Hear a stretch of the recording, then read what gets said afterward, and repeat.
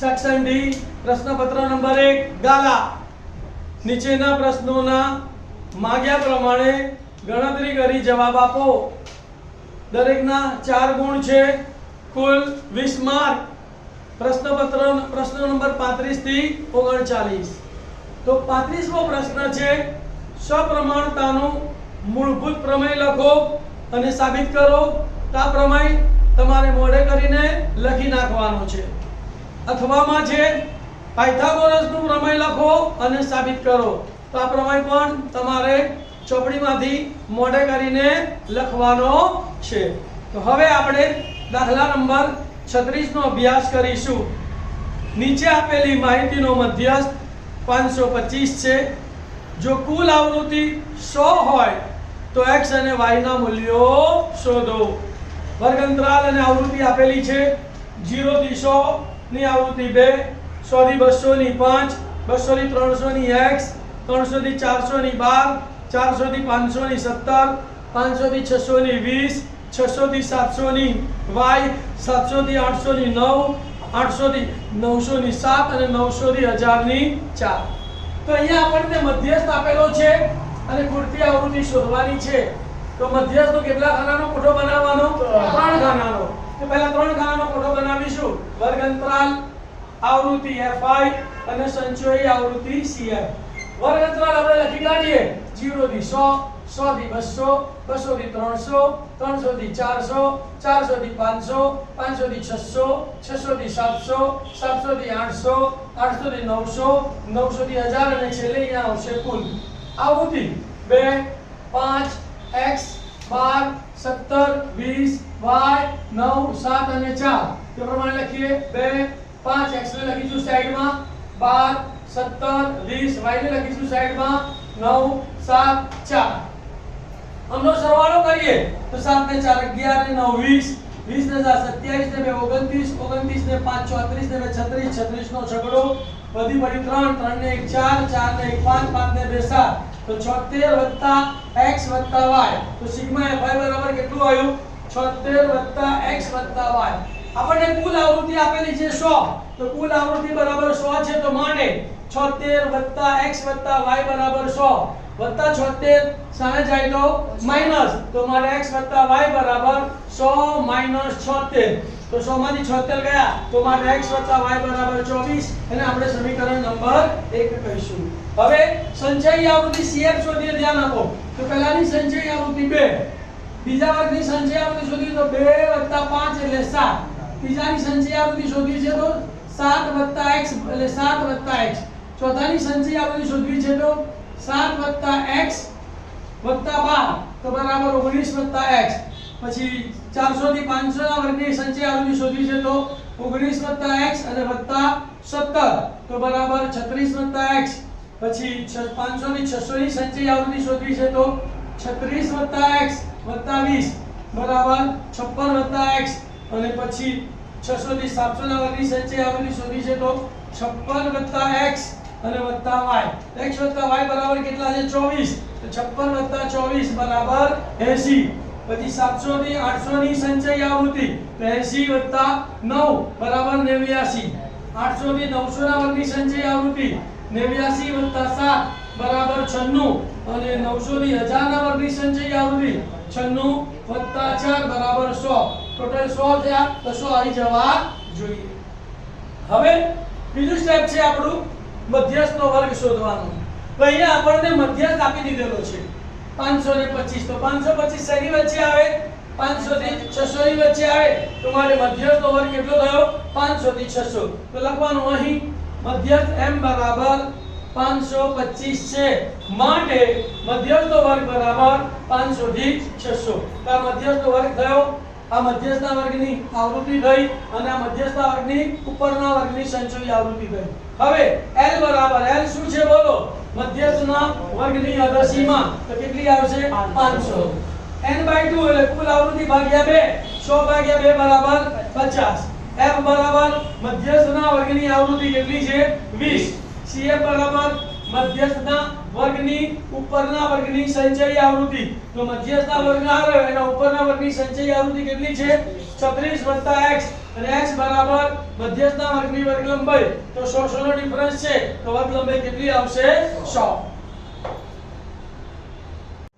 હવે મધ્યસ્થનું સૂત્ર લખીશું મધ્યસ્થ m બરાબર l plus n/2 minus cf upon f into h.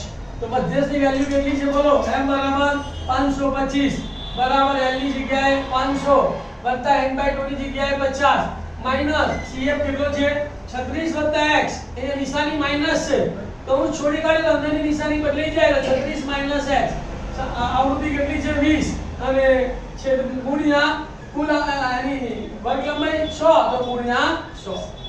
હવે શું કરવાનું તો આ વત્તા 500 છે આ બાજુ જશે તો માઈનસ તો 525 માઈનસ 500 બરાબર 50 માંથી 36 જાય તો 14 માઈનસ x અને 20 50 100 એટલે ગુણ્યા 5. હવે 14 માઈનસ x ને આપણે સૂત્ર કરતા બનાવીએ તો 14 માઈનસ x 5 અહીંયા ગુણાકારમાં સામે જાય તો લખીશું શું 14 માઈનસ x બરાબર 525 માંથી 500 ગયા તો 25 ભાગ્યા 5 25 ભાગ્યા 5 એટલે પાયો 25 તો માટે 14 માઈનસ x બરાબર. ચલો હવે મધ્યસ્થનું આપણે સૂત્ર લખીશું મધ્યસ્થ m બરાબર l plus n/2 minus cf upon f ગુણ્યા h. મધ્યસ્થની કિંમત છે 525 તો માટે 525 બરાબર l બરાબર 500 વત્તા n/2 એટલે 50 માઈનસ cf એટલે કેટલી છે 36 વત્તા x એ નિશાની કેવી છે માઈનસ તો હું છોડી કાઢી અંદરની નિશાની બદલાઈ જાય તો 36 વત્તા x ને બદલે અહીંયા શું આવશે 36 માઈનસ x. આવૃત્તિ કેટલી છે 20 અને x બરાબર 100. સાદુરૂપ આપવામાં આ 500 ને અહીંયા લઈ જવાના 20 ભાગ્યા 100 કરવાના અને આ બેની શું કરવાની બાદબાકી તો 525 માઈનસ 500 બરાબર 50 માંથી 36 ગયા તો 14 માઈનસ x અને 20 50 100 એટલે ગુણ્યા 5. હવે 14 માઈનસ x ને સૂત્ર કરતા બનાવીએ તો 5 અહીંયા ગુણાકારમાં સામે જાય તો માટે 14 માઈનસ x બરાબર 525 માંથી 500 ગયા તો 25 ભાગ્યા 5 પાયો પાયો તો માટે 14 માઈનસ x બરાબર 5. 14 ને સામે લઈ જાવ તો માઈનસ તો શું લખાશે અહીંયા 5 માઈનસ 14 પણ અહીંયા નિશાની કેવી રહેશે તો માઈનસ x બરાબર 5 માઈનસ 14 14 માંથી 5 જાય તો માઈનસ 9 તો માટે માઈનસ x બરાબર માઈનસ 9 નિશાની બદલી કાઢીએ તો માટે x બરાબર 9. x ની કિંમત સમીકરણ 1 માં મૂકતા સમીકરણ 1 કયું છે બોલો x y બરાબર 24. હવે આ x ની જગ્યાએ કેટલા મૂકવાના 9 તો માટે 9 y બરાબર 24 9 સામે જાય તો માઈનસ તો માટે y બરાબર 24 માઈનસ 9 24 માંથી ને 9 બાદ કરો 24 માંથી 9 બાદ કરજો તો કેટલા રહેશે 15 તો માટે y બરાબર 15.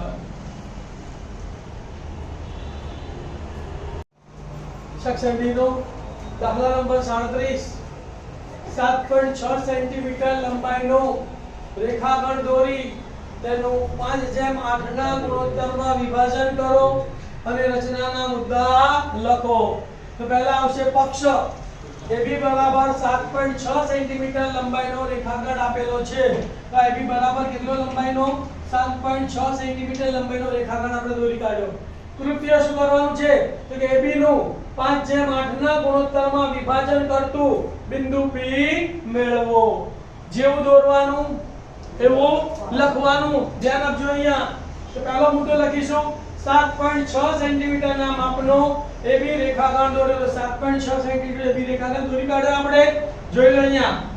હવે બીજો મુદ્દો વાંચો કે AB રેખાખંડના જુદા જુદા અડતલમાં એટલે કે ઉપરનો અડતલ અને બીજો નીચેના અડતલમાં લઘુકોણ ખૂણો XAB બરાબર ABY થાય તેવા AX અને BY કિરણ રચો. વળ પર ધ્યાન આપો ભાઈ.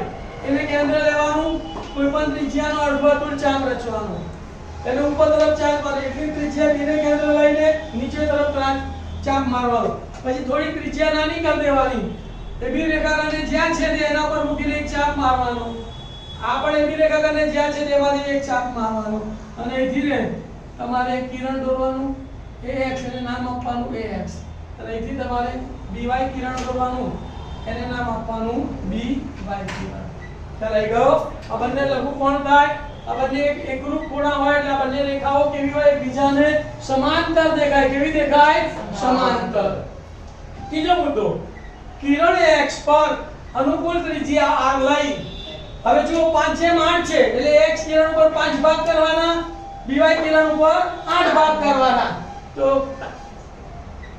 કિરણ x પર અનુકૂળ ત્રિજ્યા r લઈ બિંદુઓ a1 a2 a3 a4 a5 એવા રચો કે જેથી a1 બરાબર a1 a2 બરાબર a2 a3 બરાબર a3 a4 બરાબર a4 a5 થાય બરોબર ધ્યાન આપજો આપણે કોઈ પણ એક નાની ત્રિજ્યા લઈ લઈએ અને પછી એના ઉપર 5 ચાપ મારીશું 1 2 3 4 5 એટલી ત્રિજ્યા લઈને બેને બી 8 ચાપ મારી દો 1 2 3 4 5 6 7 અને 8 અહીંયા નામ આપી દઈએ આપણે a1 a2 a3 a4 a5 અહીંયા b1 b2 b3 b4 b5 b6 b7 અને b8 તારા પછીનો મુદ્દો શું આવશે ભાઈ કે તેટલી ત્રિજ્યા r લઈ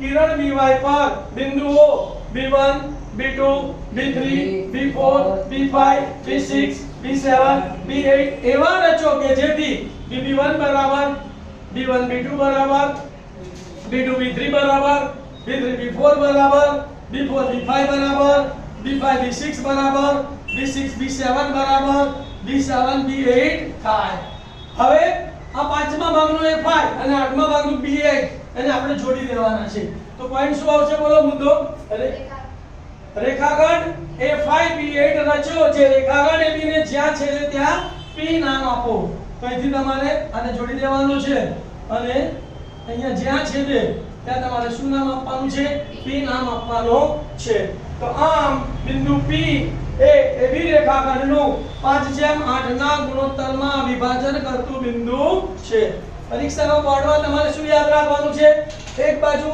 રચનાના મુદ્દા લખવાના છે સામે બીજી બાજુ રચના દોરવાની છે આ સિસ્ટમથી તમારે આ સેક્શનનો પ્રશ્ન લખવાનો છે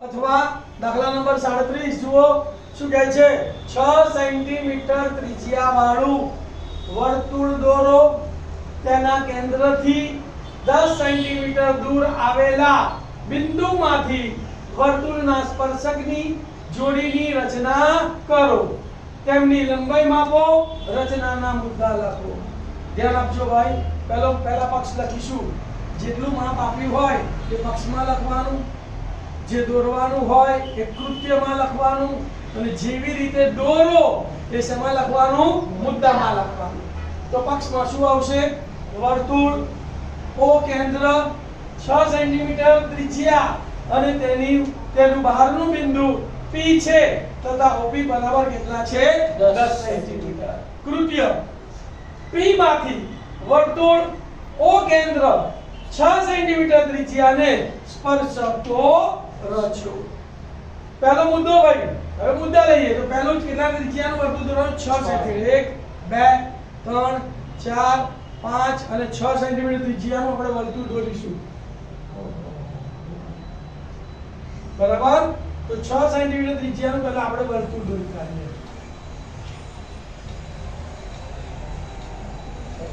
તેનું કેન્દ્ર O લઈશું હવે એને બહારનું બિંદુ OP બરાબર 10 સેન્ટીમીટર છે તો અહીંયા બિંદુ P લઈશું બરાબર અને આ O P બરાબર 10 સેન્ટીમીટર તો પહેલો મુદ્દો શું આવશે બોલો વર્તુળ O કેન્દ્ર 6 સેન્ટીમીટર ત્રિજ્યા રચો અને OP બરાબર 10 સેન્ટીમીટર દોરો ખ્યાલ આવી ગયો 6 સેન્ટીમીટર નું આપણે વર્તુળ દોર્યું ત્રિજ્યાનું અને OP બરાબર 10 સેન્ટીમીટર બીજો મુદ્દો રેખાખંડ OP નો લંબ દ્વિભાજક રચી તેનું મધ્ય બિંદુ M મેળવો તો લંબ દ્વિભાજકની રચના આપણે ભણી ગયા 9મા ધોરણમાં અડધા કરતા વધારે ત્રિજ્યા લેવાની એક ચાપ O ઉપરથી ઉપર મારવાનો ઉપર નીચે મારવાનો એટલી ત્રિજ્યાએ P ઉપરથી ઉપર નીચે ચાપ મારવાનો બરાબર અને વધારાના ચાપ શું કરવાના ભૂસી નાખવાના વધારાના ચાપ ભૂસી કાઢવાના લંબ દ્વિભાજક મળી ગયો ભાઈ આમાંથી તમારે પસાર થતી રેખા દોરી પાડવાની ને અહીંયા બિંદુ નામ આપવાનું M. તો લંબ દ્વિભાજક દોરતા આવડી ગયો. શું કરવાનું બોલો? M ને કેન્દ્ર લો, OM જેટલી ત્રિજ્યા લો કે PM જેટલી ત્રિજ્યા લો, મધ્ય બિંદુ જે સરખી જ આવશે, બરાબર. પરંતુ અડધા કરતા વધારે ત્રિજ્યા લેવાની. O ને કેન્દ્ર લઈને એક ચાપ ઉપર નીચે, પછી P ને કેન્દ્ર લઈને એક ચાપ ઉપર નીચે મારવાના. બંને ચાપમાંથી પસાર થતી રેખા દોરવાની. રેખાખંડ OP ને જ્યાં છેદે તે M નામ આપવાનું. હવે શું કરવાનું? ત્રીજો મુદ્દો તો કે વર્તુળ M ને કેન્દ્ર લેવાનું, OM જેટલી ત્રિજ્યા લો કે PM જેટલી ત્રિજ્યા રચો. જે આ વર્તુળનું શું નામ છે? જે O કેન્દ્રિત 6 સેન્ટીમીટર ત્રિજ્યાને બે ભિન્ન બિંદુઓ A અને B માં છેદે. ધ્યાન આપજો અહીંયા બોર્ડ પર કેવી રીતે આપણે રચવાનું છે. M ને કેન્દ્ર લેવાનું ભાઈ, બંને બાજુ તમારે ચેક કરી લેવાનું. થઈ ગયું? ના થાય તો સેટિંગ કરી દેવાનું.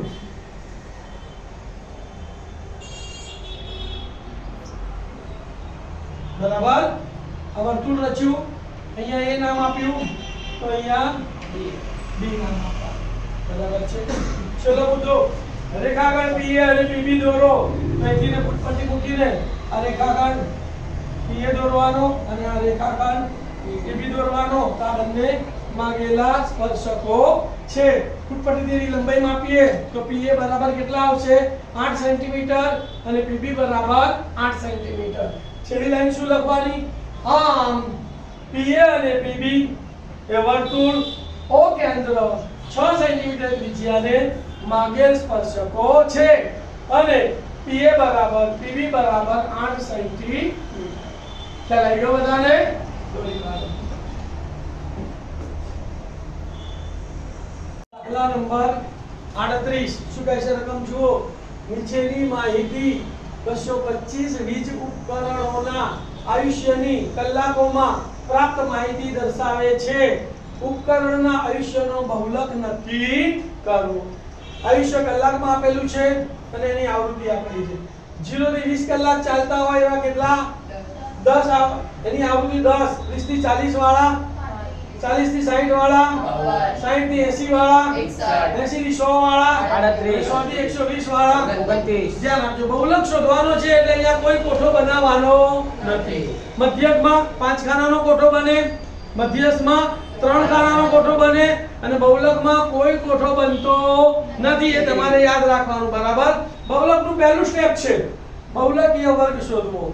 તો અહીંયા સૌથી મોટી આવૃત્તિ કઈ છે? 10, 35, 52, 61, 38 અને 29 માં સૌથી મોટી આવૃત્તિ કઈ છે?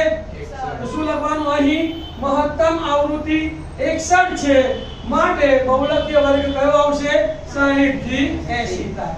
એટલે 61 એ F1 કહેવાય, એની આગળ વાળો F0 કહેવાય, એની પાછળ વાળો F2. એટલે અહીંયા F1 લખી નાખવાનો, અહીંયા F0 લખી નાખવાનો, અહીંયા F2 અને આ તમારો L થયો. હવે સૂત્રમાં આવતા દરેક પદોની કિંમત શોધીશું. તો તેથી L શું છે? તો બહુલકીય વર્ગની અધસીમા કેટલી છે? 60. F1 શું છે? બહુલકીય વર્ગની આવૃત્તિ કેટલી છે? 61. F0 શું છે? બહુલકીય વર્ગની આગળના વર્ગની આવૃત્તિ. બહુલકીય વર્ગની આગળના વર્ગની આવૃત્તિ કેટલી છે? 52. અને F2 બરાબર બહુલકીય વર્ગની પછીના વર્ગની આવૃત્તિ કેટલી છે? F2 બરાબર 38. અને H બરાબર બહુલકીય વર્ગની વર્ગ લંબાઈ કેટલી છે? 20 20 તો ગાળો છે ને, તો બરાબર 20. હવે સૂત્ર લખવાનું. હવે બહુલક Z બરાબર L પ્લસ કૌંસમાં F1 માઈનસ F0 છેદમાં 2F1 minus F0 minus F2 કૌંસ પૂરો ગુણ્યા H. સૂત્ર લખી કાઢ્યું. કિંમતો મૂકીએ. ચલો તો Z માટે Z બરાબર L ની જગ્યાએ કેટલા મૂકવાના? 60 વત્તા F1 કેટલો છે? 61 માઈનસ F2 કેટલા છે? 52 છેદમાં 2 ગુણ્યા F1 એટલે 2 ગુણ્યા 61 ઓછા F0 એટલે 52 માઈનસ F2 એટલે 38 કૌંસ પૂરો અને ગુણ્યા H એટલે 20. પછીના સ્ટેપમાં 3 સ્ટેપનું સાદુરૂપ આપવાનું.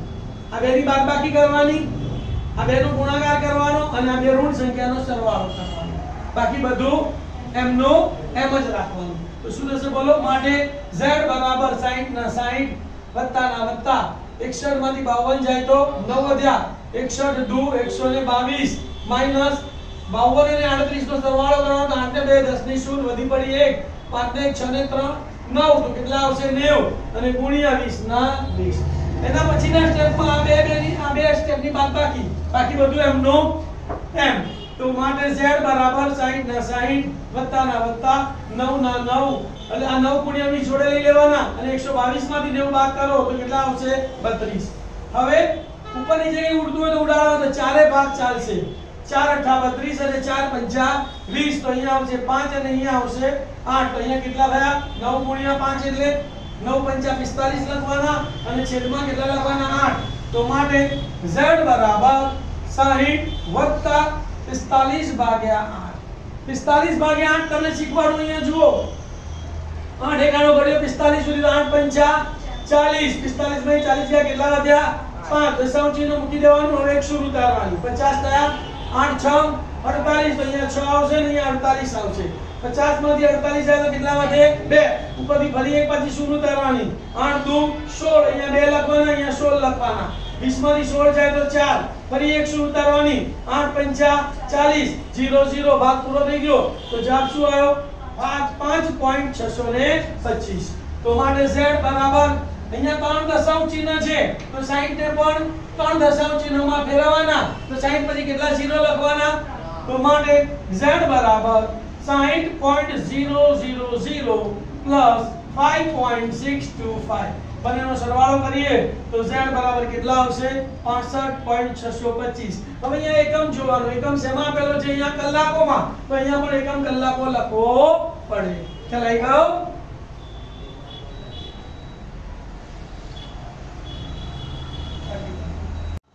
પેપરનો છેલ્લો દાખલો બરાબર પુષ્ફળ અને ઘનફળમાંથી પૂછાય છે 4 માર્કનો દાખલો છે 39મો દાખલો રકમ વાંચો 4.2 સેન્ટીમીટર ત્રિજ્યાવાળા ધાતુના ગોલકને ઓગાળીને 6 સેન્ટીમીટર ત્રિજ્યાવાળા નળાકાર સ્વરૂપમાં રૂપાંતરિત કરવામાં આવે છે તો નળાકારની ઊંચાઈ શોધો ધ્યાન આપો અહીંયા આ ગોલક છે જેની ત્રિજ્યા r બરાબર કેટલી છે 4.2 અને આપણે કેપિટલ R લઈશું એમાંથી આપણે શું બનાવવાનું છે નળાકાર તો નળાકારની ત્રિજ્યા 6 સેન્ટીમીટર એને આપણે સ્મોલ r લઈશું એની ઊંચાઈ સ્મોલ h બરાબર પહેલા માપ લખી કાઢીશું તો અહીં ગોલકની ત્રિજ્યા કેપિટલ R બરાબર 4.2 સેન્ટીમીટર નળાકારની ત્રિજ્યા સ્મોલ r બરાબર 6 સેન્ટીમીટર નળાકારની ઊંચાઈ h બરાબર હવે શરત આપેલી છે આપણને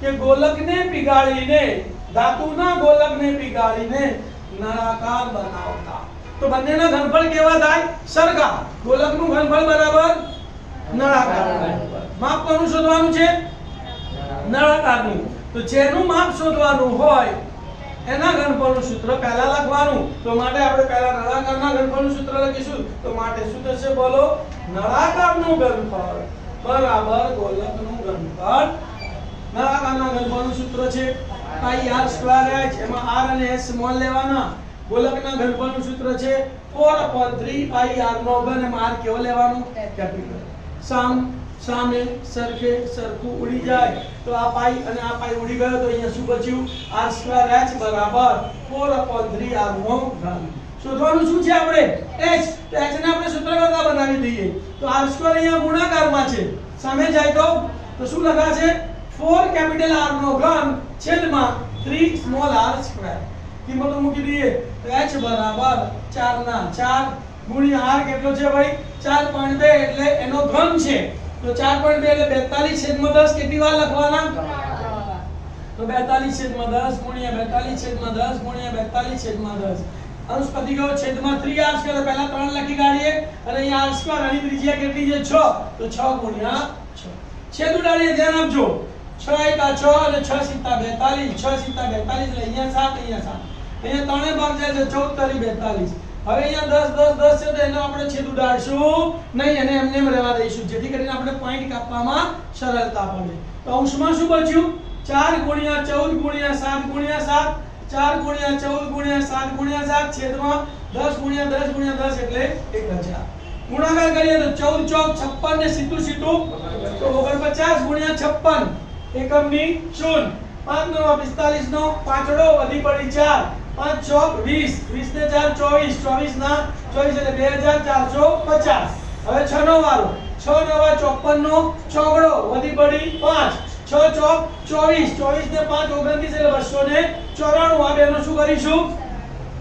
0 + 4 એટલે 4, 5 + 9 એટલે 14 નો ચોગડો વધી પડી 1, 4 ને 1 5 ને 2, 4 ને 1 5 ને 2 7 અને 2 ના 2 તો કેટલો જવાબ આવ્યો? 2744. છેદમાં કેટલા છે? 1000. તો 3 આગળ ભાઈ પોઈન્ટ કાપ્યો તો દશાંશ ચિહ્ન અહીંયા આવશે તો શું લખાશે? 2.744 સેન્ટીમીટર. સેન્ટીમીટર એટલે આપણે બે દશાંશમાં જવાબ જોઈએ તો ત્રીજો આંકડો 4 કે 4 થી નાનો હોય તો કાઢી મૂકવાનો અને 5 કે 5 થી મોટો હોય તો એના પછીના આંકડામાં 1 ઉમેરવાનો. તો અહીંયા 4 નાનો છે તો 4 ને કાઢી મૂકીશું તો ઊંચાઈ કેટલી થશે? h બરાબર 2.74 સેન્ટીમીટર. પણ આ 4 ને દૂર કર્યા કે અહીંયા શું લખવું પડે? આશરે. તો માટે નળાકારની ઊંચાઈ 2.74 સેન્ટીમીટર આશરે છે.